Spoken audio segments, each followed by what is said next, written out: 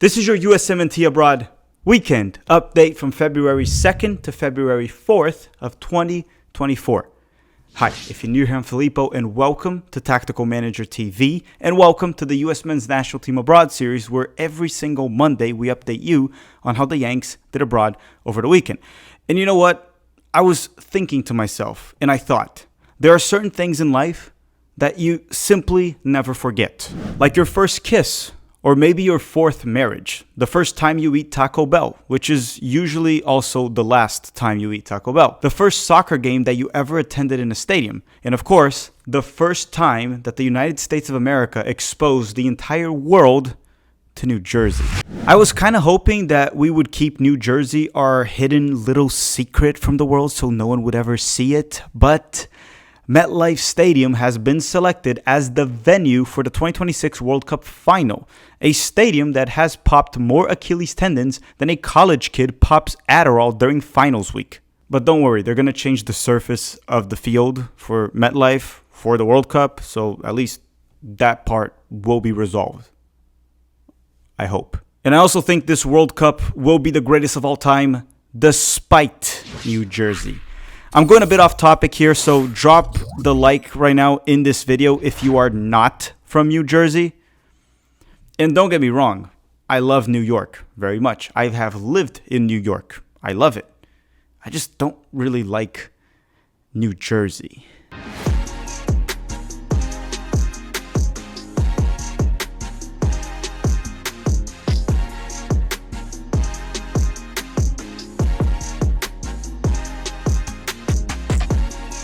Okay, time to start the updates, and as always, we start with the Americans that play in the top 5 leagues in Europe, the first one being the English Premier League. And the first player I want to talk about is Gio Reyna from Nottingham Forest. And since we're talking about Nottingham Forest, we're also going to be talking about Matt Turner. On Sunday, Gio Reyna started off the bench and was subbed in at the 78th minute for Nottingham Forest during their 1-1 draw with Bournemouth, which means Gio Reyna has made his English Premier League debut. As for Matt Turner, he has been benched as expected and obviously didn't play any minutes. And unless the starting goalkeeper gets injured or suspended, I don't really expect Matt Turner to get any more minutes this season. With that said, let's talk about Gio Reyna very quickly.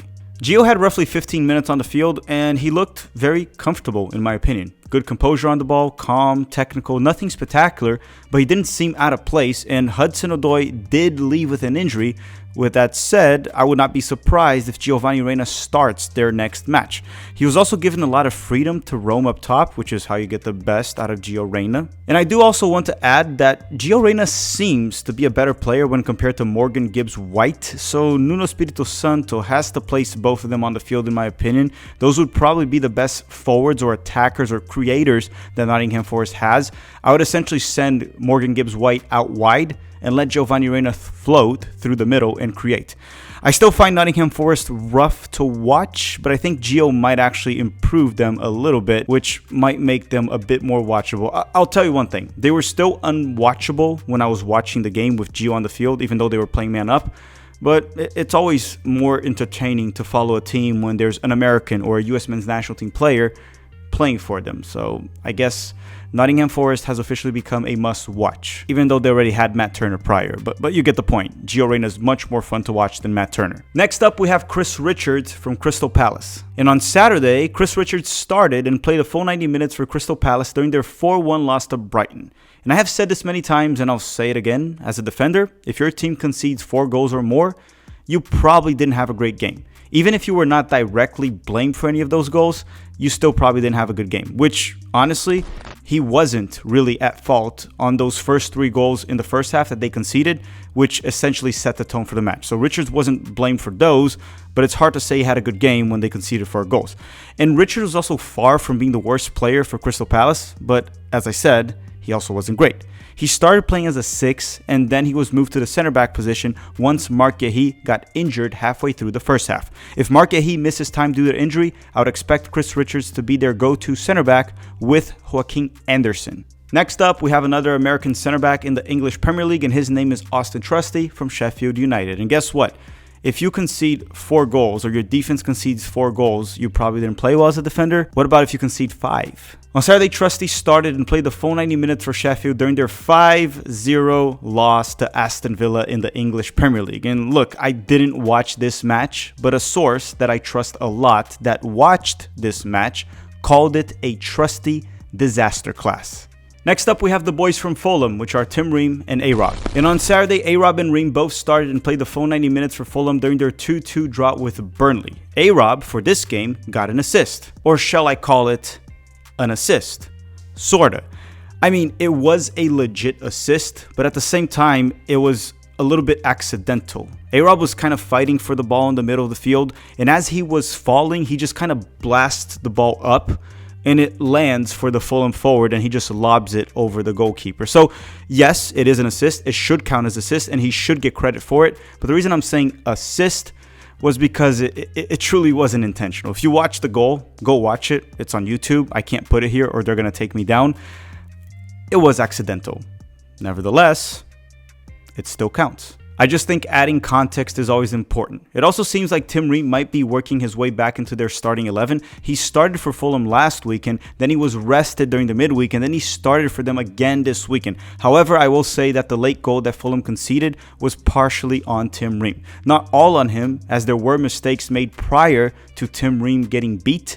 He did, however, get beat on a low cross that ended up in the back of the net. It was not really a mistake by Ream by any means. He just got beat, and it happens in the Premier League. But again, I do have to say it, a lot of it was on Tim Ream, the goal that they conceded late in that game. But the good news here is it looks like Tim Ream is back in the starting 11. Okay, we're done with England. Now we're going to go to Italy and talk about the Americans that play in the Serie A, the Italian First Division. The first two being Christian Pulisic and Yunus Musa from Milan. And on Saturday, Pulisic started and played 80 minutes for Milan during their 3-2 win over Frosinone. And usually, I am very pro Pulisic. I'm even accused of overhyping Pulisic, even though I don't think I overhype him. He is an extremely good player.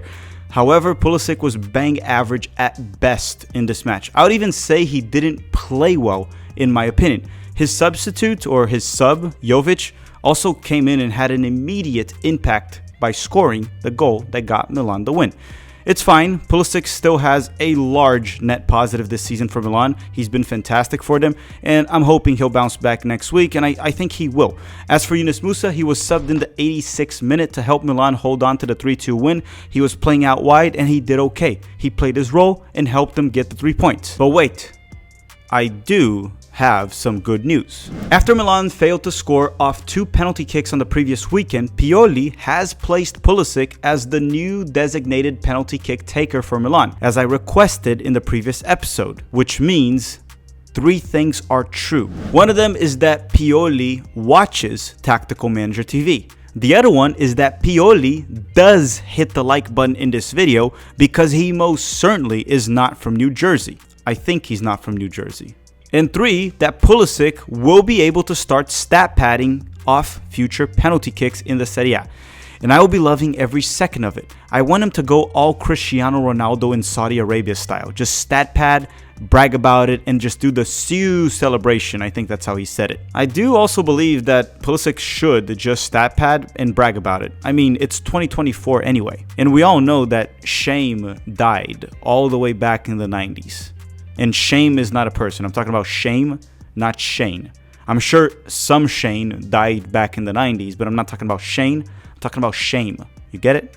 Next up, we have Weston McKennie and Tim Weah from Juventus. On Sunday, McKennie started and pretty much played the full 90 minutes for Juventus since he was subbed out at the 90th minute during their 1-0 loss to Inter Milan. As for Tim Weah, he started off the bench and was subbed in the 66th minute. Keep in mind, I was not able to watch this match because I was on the road, but here is the info that I was able to gather through stats, highlights, and talking to 2 US men's national team fans that I trust when it comes to their analysis.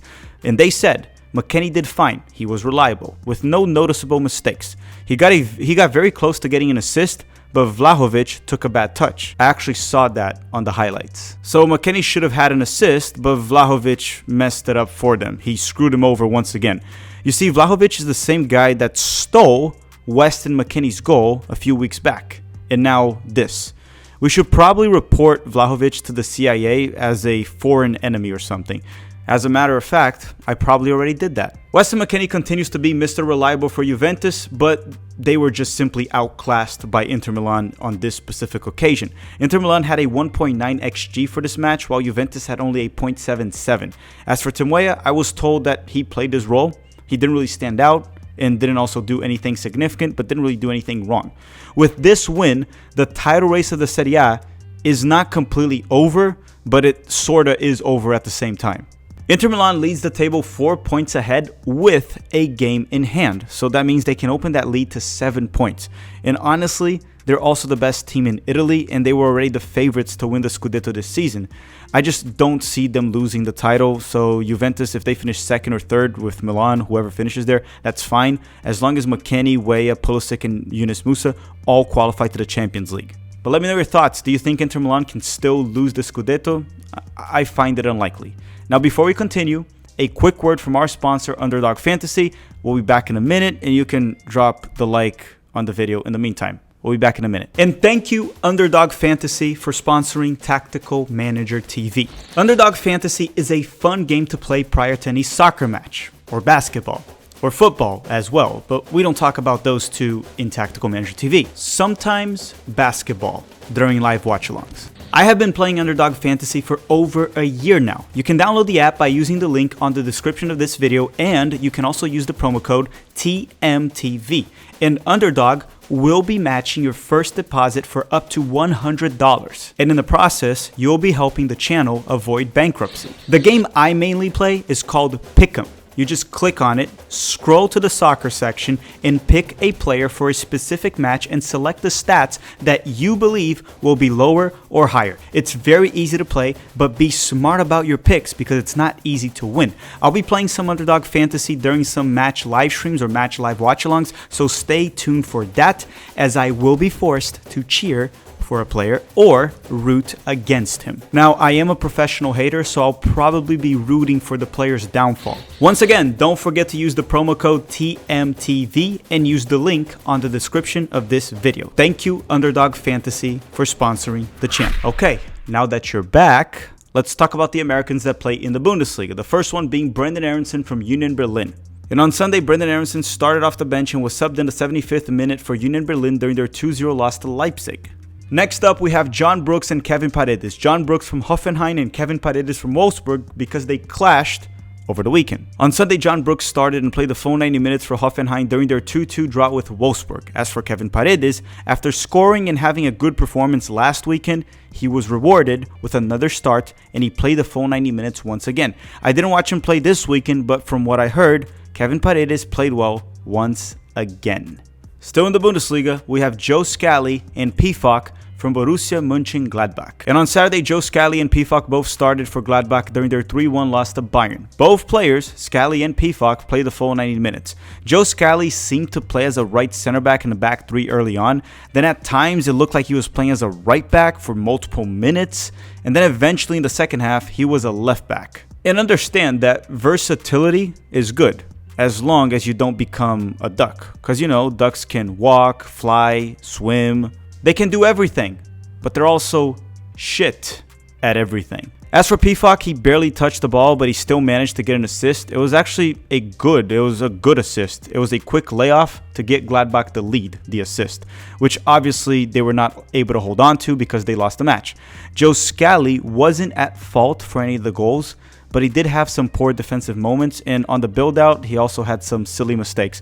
Going forward, Joe Scally also didn't offer much, which is normal for Scally. He doesn't really offer much on offense. So I'll just end it by saying that Scally had a below-average performance, but take into consideration that he was facing Bayern Munich. Last but not least, in Germany, we have Leonard Maloney from Heidenheim. And on Friday, Maloney started and played the full 90 minutes for Heidenheim during their 0-0 draw with Borussia Dortmund. He helped hold Dortmund down to a 0.6 expected goals, and no goals obviously, which is very low. Especially when you take into consideration that Dortmund had 70% of the ball possession this match, which means they had a lot of possession with no penetration, which means Dortmund was just masturbating. Wow, won't you look at that? It's almost as if Dortmund could use a wingman, or in soccer terms, it would be a playmaker. If only they hadn't sent one to England. We're done with Germany. Now let's go to the Americans that play in La Liga in Spain. The first one being Luca De La Torre from Celta de Vigo. On Sunday, Luca De La Torre started and played 87 minutes as a left winger for Celta de Vigo during their 3-0 win over Osasuna. For this match, Luca De La Torre got a goal and an assist. Both of those within 2 minutes. Like in 2 minutes in that match, he got a goal and an assist. Lucas seems to have bounced back at this moment in the season because he was struggling early on. And in the past 5 matches, he actually has 3 goals and 2 assists. Next up, we have Johnny Cardoso from Real Betis. And on Sunday, Johnny started and played the full 90 minutes for Real Betis during their 1-1 draw with Getafe. Johnny had another good game for Real Betis. I would say he was the best performer for them. Maybe you can put Isco ahead of him, but he was at least top 2. Johnny was able to earn a penalty kick for them on the only goal that Betis scored this match. Defensively, he has a great reading of the game. He also won most of his 50-50 balls. He literally won 10 out of 12 ground duels this match and had 5 interceptions and 7 recoveries. On the ball, he does not overcomplicate things and he's always calm and effective. He also helps the team alleviate pressure in the build-out by dropping deep, and honestly, I expect him to do better on the ball for the games to come. Not because he has been bad by any means. I just think he hasn't been great. I know he can be more effective on it because I've seen it. And from what I'm noticing, it seems like Johnny Cardoso didn't really need much time to adapt to La Liga, and I'm actually not really surprised. Wasn't I saying that for all of 2023 when he was playing in Brazil and no one would watch his matches? He is really good. I must also add that Real Betis registered Johnny Cardoso in the Europa League squad. They had 3 open spots to register and they had around 8 players competing for those 3 spots, and Johnny was one of the 3. I guess there's also a reason why Internacional wanted to keep a percentage of a future transfer fee for Johnny Cardoso. They know there is a good possibility that Real Betis ain't his ceiling. And honestly, I wouldn't be surprised if Johnny moved to a better team or a richer team in the future. Definitely not this summer, and probably not in the other one, but maybe after the 2026 World Cup or earlier, who knows. He's just off to a great start in a top 3 league in the world. Next up, we have the Americans that play in France, and the first one, or actually the only ones we're going to talk about, are Fullerton Balogun that plays for Monaco and Emmanuel Sabi that plays for Le Havre, because they clashed over the weekend. How's my French? On Sunday, Balogun was not available for Monaco for the 2nd weekend in a row due to a shoulder injury. However, Emmanuel Sabi started for Le Havre and played 87 minutes for them during their 1-1 draw with Monaco. We're done with the top 5 leagues. Now let's go to the Americans that play in the Netherlands in the Eredivisie. The first one being the ones that play for PSV, and they are Serginho Dest, Ricardo Pepi, and Malik Tillman. On Saturday, Dest started and played 89 minutes for PSV during their 1-1 draw with Ajax. Tillman was not available due to a hip injury, and Ricardo Pepi was also not available due to a minor injury. Both of those players are expected to be back next week. Next up, we have probably the biggest star of this US Men's National Team episode, and that is Taylor Booth from Utrecht. Because on Sunday, we had the Booth Derby, and we witnessed a brother-on-brother crime. It was like watching Luke and Leia fight, but not make out. It's still weird that they made out in the movie. Too weird. But I mean, happens. But back to the game. So Taylor started for Utrecht and played 89 minutes and was obviously the man of the match after he scored a hat-trick. Yes, he had 3 goals in this match. But he didn't score first.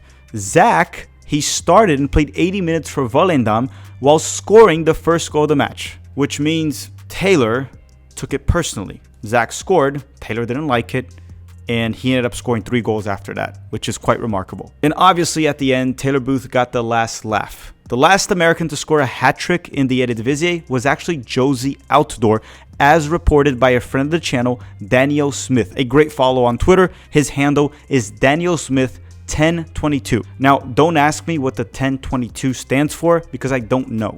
What I will say before we move on is that Taylor may have won this match against his brother, but the real winners here are their parents, because they both got to watch their sons score 4 goals total at the same match. There's definitely a proud soccer mom and soccer dad this weekend in the Booth family. Now let's leave Netherlands and go to the EFL Championship and talk about the Americans that play in the second division of Italy. The first one being Josh Sargent from Norwich and Haji Wright from Coventry, because they clashed over the weekend. And on Saturday, Sargent started and pretty much played the full 90 minutes for Norwich, as he was subbed out during added time during their 2-1 win over Coventry. As for Haji Wright, he started for Coventry and went to distance by playing the entire match, the full 90 minutes as a left winger. Sargent actually scored for Norwich their first goal to lead the way for this comeback win, off a nice volley strike when the ball was bouncing around in the box with no one to clear it. Sargent now has 6 goals and 1 assist in 10 matches played in the EFL Championship this season,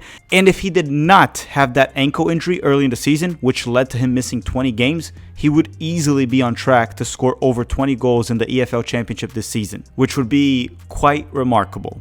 Next up, we have Daryl DK from West Brom. And on Saturday, DK started off the bench and was subbed in the 83rd minute for West Brom during their 1-0 win over Birmingham City in the EFL Championship. Still in the UK, we would have Cameron Carter-Vickers from Celtic, but unfortunately, he's dealing with a hamstring injury and he probably won't be back till the first week of March, so he didn't play this weekend. Oh, and for this episode, we are not going to be going through the Americans in the second division of Italy, Belgium, these more obscure leagues. I think I'll be doing that next weekend because this weekend was already too long. With that said, let's leave Europe and talk about the Americans that play in Mexico, in Liga MX. And why don't we start with Alejandro Zendejas and Brendan Vasquez that clashed over the weekend because Club America and Monterrey played each other. On Saturday, Zendejas started and played 78 minutes for Club America during their 1-1 draw with Monterrey. As for Brendan Vasquez, that, he seems to have locked in the starting job fairly quickly for Monterrey. He also started for them and he played 83 minutes during the 1-1 draw. The other American that plays in Liga MX is Cade Cowell, but at the time of this recording, he still hasn't played. So you can let us know in the comment section down below, how did Cade Cowell do for Chivas Guadalajara this weekend? Alright everyone, thank you very much for watching. I probably created a lot of new enemies from New Jersey this episode, so that kind of sucks. And about the Patreon idea, me and Dustin are still talking about it and we'll figure it out very soon. Thank you very much for watching. Don't forget to drop a like before you go. Thank you Underdog Fantasy for sponsoring this video. Their link and promo code are on the description of this video. Thank you for watching and have a great day.